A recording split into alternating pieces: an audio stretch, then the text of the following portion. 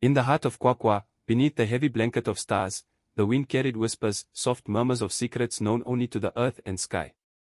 It was a night of quiet tension, as if the world itself was holding its breath. The moon, a silver crescent in the dark sky, cast a faint glow on the mountains that loomed like silent sentinels over the land. It was in the stillness that Morena crept through the dense thicket, moving as quietly as a shadow. Morena was young, barely in his 20s, but he bore the weight of an ancient lineage, the blood of the Bafokeng, a powerful clan known for its warriors, shamans, and kings. Yet tonight, none of that mattered.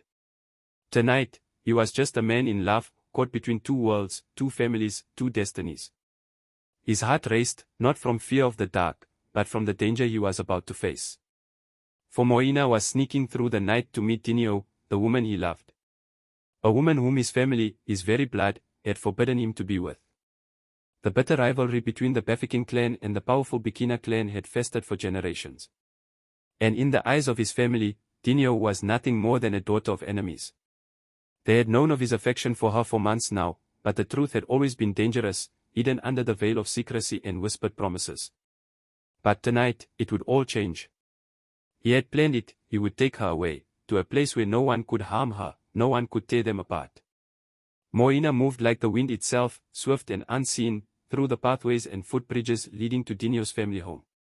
The night air smelled of earth, damp and rich, as the small village lay still, unaware of the turmoil unfolding beneath the surface. His breath was steady, controlled, but his thoughts were far from calm.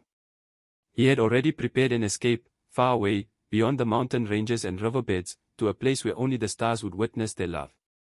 As he neared the small rendezvous where Dineo waited with her sister, he paused, glancing around with sharp eyes, listening for the faintest sound. The only sound was the call of the night birds and the distant rustle of dry grass. He exhaled in relief and approached the door, his hands trembling, not from fear, but from the gravity of the decision he had made.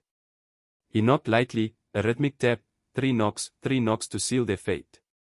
And then, the door creaked open, and there stood Dineo, her face pale but beautiful, her eyes wide with a mixture of joy and fear. "Are you sure about this?" Morena whispered, his voice a low murmur as his eyes swept over her swollen belly. The thought of her being forced to marry another man, a man she did not love, filled him with an aching rage. She nodded silently, eyes shimmering with the same mixture of fear and determination. "If we do not leave now, Morena, we will never be free. Our families will not allow it. My father will kill me before I am wed to anyone but his choice." The word struck him like an iron fist. The Bikina clan, her father's clan, would never accept her marrying the son of their bitter rivals. And if they found out she was pregnant with his child, well, that was a death sentence. Morena knew that. But in her eyes, he saw only love, and the weight of a decision neither of them could take back. "Then we run." "Now," Morena said, his voice firm as he took her by the hand. Dineo went back inside to let her sister know that the time had come for her to leave their home for good. Inside the dimly lit room, Dineo sat on the edge of a woven mat, her heavy stomach cradled in her hands as she gazed at her sister, Mfo, who stood by the window, staring out into the distance. "You can't do this, Dineo," Mfo said, her voice tight with concern, her eyes dark with worry. "Father will kill you. He will hunt you down and make sure your name is erased from this land." Dineo sighed, looking down at her swollen belly, the child kicking gently inside her. "I'm already dead, Mfo. In my father's eyes, I am nothing but a disgrace. Pregnant with the child of Morena, the son of our enemies. My shame is already written. The only question is, will I choose my life, or my death?" Her sister turned sharply, stepping closer to her, her voice rising. "You do not understand, Dineo. You think you can just run away, but your father will not stop. You think Morena can protect you. What if he cannot? What will become of you, and the child?" Dineo shook her head, tears welling in her eyes. "I know what I am doing, Bull. I cannot bear to live this life of shame anymore. I cannot bear to be married off to a man I do not love, to be forced to forget everything that feels real. I do not want to live a lie. I want Morena. I want to build a life with him, far from this place." Mfo's face softened as she knelt beside her sister, taking her hand in her own. "But Dineo, you are not the only one who will suffer. You know our father's wrath. If he finds you gone, he will not rest until you are found. And he will make Morena's blood pay. Is this truly what you want? For him to die for love?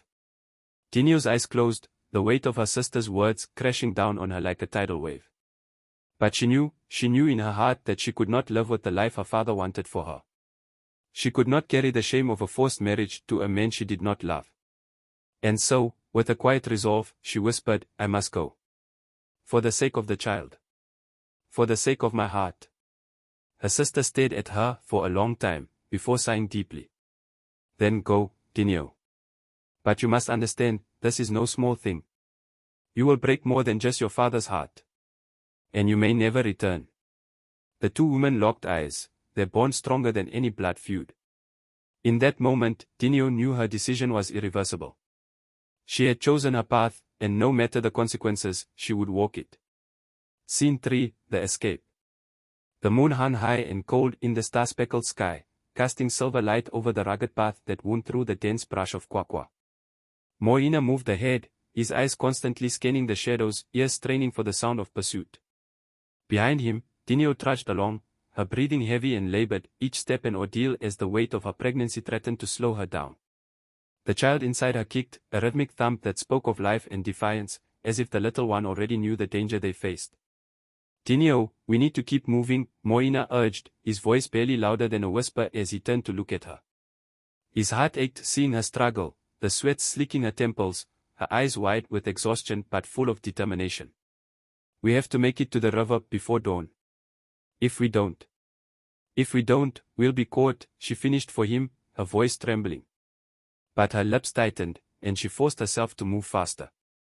Her love for him, and the child growing inside her, was a flame that refused to be quenched even as her body threatened to give way under the strain. The night was alive with the sounds of the bush, crickets, distant calls of owls, the rustle of leaves in the wind. But it was the silence between the sounds that pressed hardest on Morena's nerves. They were not just fleeing their families, they were running from curses, old blood feuds, and the spirits who watched over their clans.